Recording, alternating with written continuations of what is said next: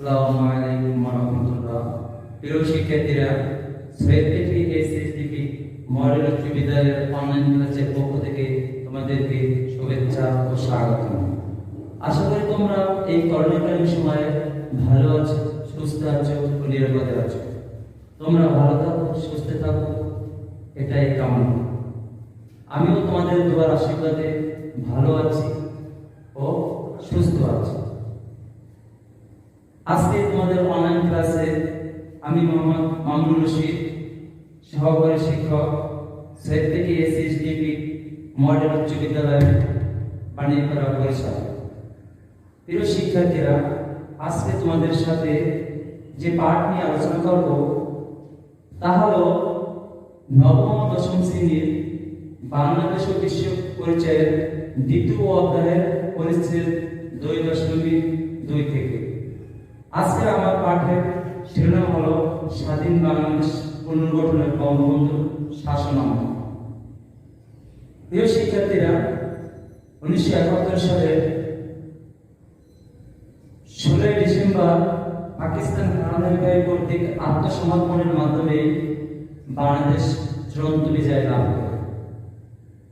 এরই ফলশ্রুতিতে বঙ্গবন্ধু শেখ মুজিবুর রহমান 1972 সালের 8 জানুয়ারি পাকিস্তানের কারাগারের মিয়ানমারি কারাগার থেকে মুক্ত হয়ে যুক্তরাষ্ট্র ও ভারত হয়ে 10 জানুয়ারি 1972 সালে বাংলাদেশে পা রাখেন। এজন্য 10 জানুয়ারিকে স্বদেশ প্রত্যাবর্তন দিবস বলা হয়ে থাকে।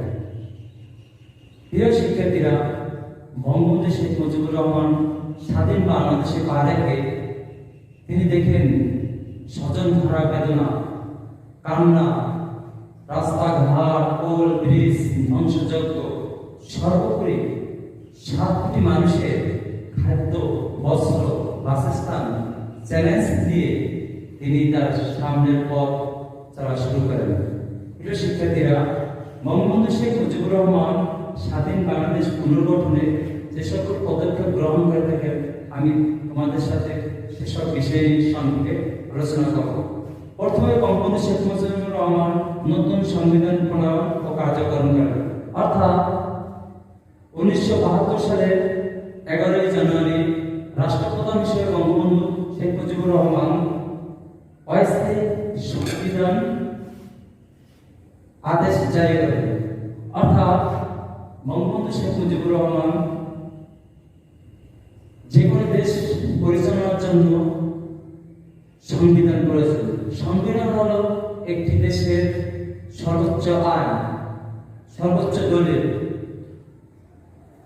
এজন্য বঙ্গবন্ধু শেখ মুজিবুর রহমান তার দেশ বা সরকার পরিচালনার জন্য সংবিধান প্রণয়ন করার জন্য 34 সদস্য বিশিষ্ট একটি কমিটি করেন, যে কমিটির প্রধান ছিলেন ডক্টর কামাল হোসেন। ডক্টর কামাল হোসেনের নেতৃত্বে বঙ্গবন্ধু শেখ মুজিবুর রহমানের পরামর্শক্রমে তিনি একটি সংবিধান প্রণয়ন করেন, যা 1972 সালের 12 অক্টোবর বিল আকারে গণপরিষদে পেশ করেন এবং 1972 সালের 4 নভেম্বর সেই সংবিধান গণপরিষদে গৃহীত হয় এবং 1972 সালের 16 ডিসেম্বর সংবিধান কার্যকর হয়। এরপরে বঙ্গবন্ধু শেখ মুজিবুর রহমান যে পদক্ষেপ গ্রহণ করেন তা হল গণপরিষদ গঠন। অর্থাৎ বঙ্গবন্ধু শেখ মুজিবুর রহমান তার সরকার পরিচালনার জন্য 1972 সালের 23 মার্চ গণপরিষদ নামে একটি অধ্যাদেশ জারি করেন, যে অধ্যাদেশে যে গণপরিষদের সদস্য ছিলেন 1970 সালে নির্বাচনে প্রাদেশিক ও জাতীয় পরিষদের যেসব সদস্য নির্বাচিত হয়েছিলেন তারাই গণপরিষদের সদস্য হিসেবে বিবেচিত ছিলেন। এরপর বঙ্গবন্ধু শেখ মুজিবুর রহমান যে পদক্ষেপ গ্রহণ করেন তা হল পরিত্যক্ত জাতীয়করণ। অর্থাৎ পাকিস্তান আমলে আমাদের বাংলাদেশে সেই পাকিস্তান সরকার যে সকল কল কারখানা জাতীয়করণ করেছিল, সেই কল কারখানা ছেড়ে তারা পালিয়ে গেছিল, সেই সব পরিত্যক্ত কল কারখানাকে বঙ্গবন্ধু শেখ মুজিবুর রহমান জাতীয়করণ করেন। এরপর বঙ্গবন্ধু শেখ মুজিবুর যে পদক্ষেপটি গ্রহণ করেছিলেন তা হল প্রাথমিক বিদ্যালয় জাতীয়করণ। অর্থাৎ বঙ্গবন্ধু শেখ মুজিবুর রহমান তিনি তৎকালীন 38,000 প্রাথমিক বিদ্যালয়কে জাতীয়করণ করে তিনি একটি মাইল ফলক স্থাপন করেন। কেননা একটা শিক্ষার মূল কাঠামো হল প্রাথমিক বিদ্যালয়। এই জন্য বঙ্গবন্ধু শেখ মুজিবুর রহমান 1972 সালে তিনি তার পদক্ষেপের মধ্যে প্রাথমিক বিদ্যালয় জাতীয়করণ করেন। এরপরে বঙ্গবন্ধু শেখ মুজিবুর রহমান শিক্ষানীতি প্রণয়ন কমিটি করেছেন। অর্থাৎ একটা দেশ পরিচালনার জন্য, একটা যুদ্ধ বিধ্বস্ত দেশকে সামনের দিকে এগিয়ে নেওয়ার জন্য তিনি একটি নতুন শিক্ষানীতি প্রণয়ন কমিটি গঠন করেছেন। সেই 1972 সালের যে শিক্ষা প্রণয়ন কমিটি, যেটা প্রধান ছিলেন ডক্টর কুদ্দুস খোদা, যেটা ডক্টর কুদ্দুস খোদা নামে কমিটি পরিচিত ছিল। অর্থাৎ এই কমিটি একটা বিজ্ঞানসম্মত শিক্ষানীতি 1974 সালে বঙ্গবন্ধুর কাছে পেশ করেন। এরপর বঙ্গবন্ধু শেখ মুজিবুর রহমান লিভ প্রদান ও রেশনিং প্রথা, অর্থাৎ বঙ্গবন্ধু শেখ মুজিবুর রহমান দুস্থ অসহায় জনগণকে তাদেরকে সাহায্যের জন্য রিলিফ প্রদান ও রেশনিং প্রথা, অর্থাৎ মাসে তাদেরকে একটা অর্থ বা খাদ্য দেওয়ার জন্য রেশনিং প্রথা চালু করেছিলেন। এরপর বঙ্গবন্ধু শেখ মুজিবুর রহমান যে বিশেষ পদক্ষেপটা নিয়েছিলেন তা হল 73 সালের সাধারণ নির্বাচন। 1973 সালের সাধারণ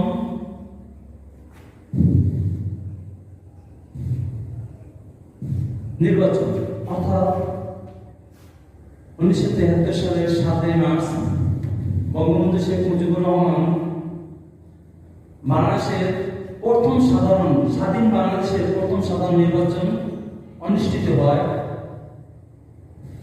যে সাধারণ নির্বাচনে আওয়ামী লীগ সরকার বা আওয়ামী লীগ দল সংখ্যাগরিষ্ঠতা লাভ করে বঙ্গবন্ধু শেখ মুজিবুর রহমান দ্বিতীয়বার ক্ষমতা গ্রহণ করেন।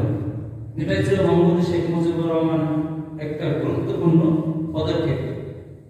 এরপর বঙ্গবন্ধু শেখ মুজিবুর রহমান যে পদক্ষেপ গ্রহণ করেন তা হল নতুন অর্থনৈতিক পাঠশালা পরিকল্পনা, অর্থাৎ নতুন অর্থনৈতিক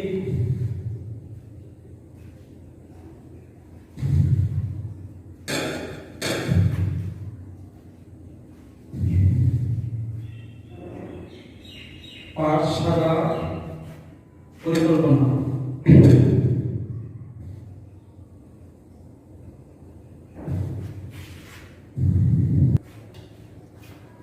অর্থাৎ বঙ্গবন্ধু শেখ মুজিবুর রহমান নতুন অর্থনৈতিক পাঠশালা পরিকল্পনা, অর্থাৎ একটি দেশকে অর্থনৈতিকভাবে অর্থনৈতিক সমৃদ্ধ লাভ করার জন্য পঞ্চবার্ষিক পরিকল্পনা গ্রহণ করেন।